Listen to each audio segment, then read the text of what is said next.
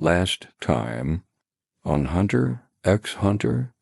In Chapter 4, Gon, Kurapika, and Leorio reach the pine tree finally to find a magical beast Kiriko wreaking havoc. The group reacts fast and handles the situation accordingly, and it turns out that there was no real danger. The navigators of the Hunter exam were just using drastic circumstances to test their applicants. After the test, the Kiriko family takes Gon, Kurapika, and Leorio to the next part of the Hunter exams. That brings us to Chapter 5, The First Phase Begins, Part 1. The crew has finally arrived in Zaban City, where they are being chaperoned by one of the Kiriko from the previous chapter. The Kiriko got some drip on, while looking like a figure I'd see in a sleep paralysis dream. Anyway, the Kiriko points out the exam hall where our main cast will continue their journey.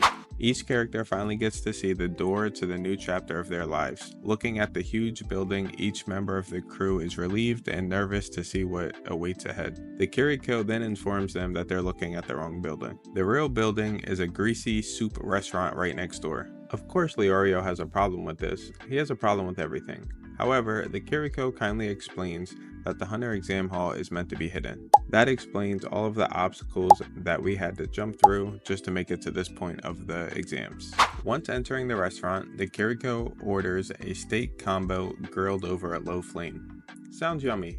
Although this is just a passcode to progress to the exam hall. Gon, Leorio, and Kurapika are then taken to a private room, while our dripped out Kiriko friend heads out.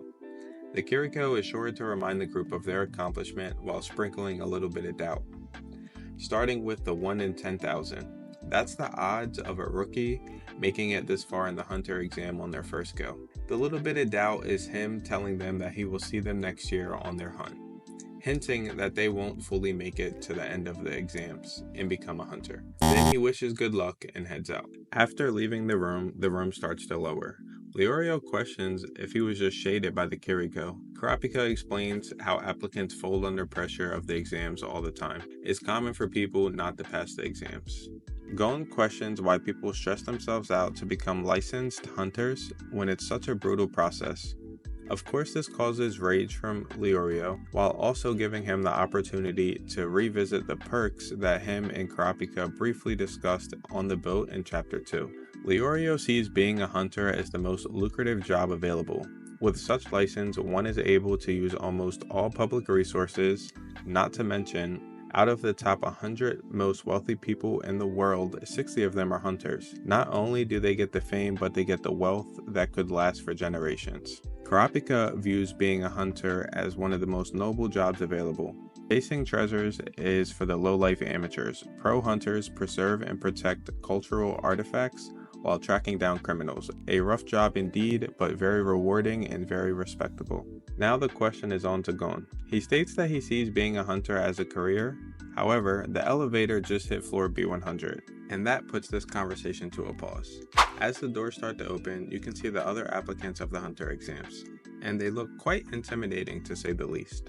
Also, if you look closely, you can see someone kind of important in the crowd. The pressure from the fellow applicants is quite alluring and offsetting. This tense situation is interrupted by a big chubby fellow named Tumpa and a random NPC handing out number badges. After Tumpa introduces himself, he informs us that this is his 35th time taking the exams. Kurapika and Leorio are in shock this loser is still attempting. However, Gon is happy to hear and ask if Tumpa is familiar with any other applicants. Of course Tumpa is familiar with some of them. Tumpa gets into the introductions. First we got number 103, the Snake Charmer.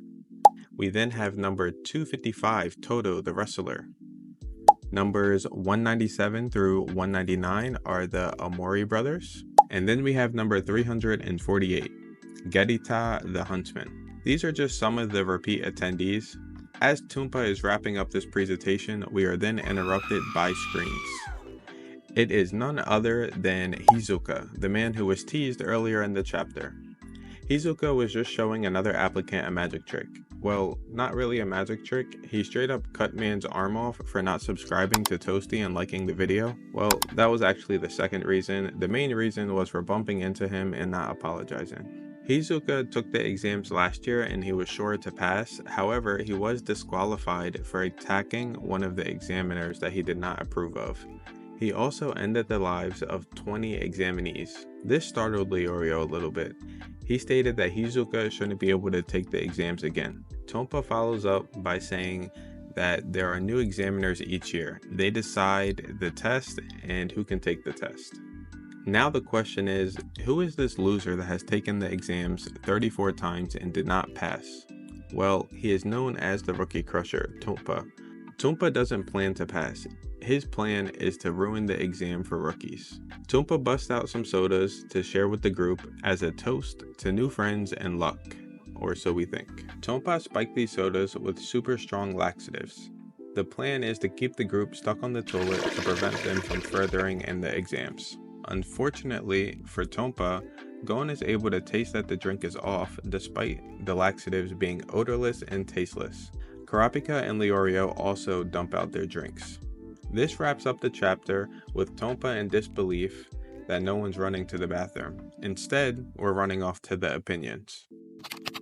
We don't care. I previously stated that chapter 3 was the wrap up of the character introductions, but I was very wrong. We have some more people coming that is quite interesting. Tompa really had me fooled again when reading. He seems so nice, but in reality he's the worst character. What kind of person wakes up every day and says, let me go plan for someone else to fail? Like, bro, get a life, what are you doing? A fun fact, Hizuka is the reason that I wanted to start reading the manga. I've seen a spoiler long ago that had me very interested on what happens after the anime, so here we are. Overall, I did like chapter 5. I love this show so much, I can't wait to continue reading, and I will see you guys next time in chapter 6. The first phase begins, part 2.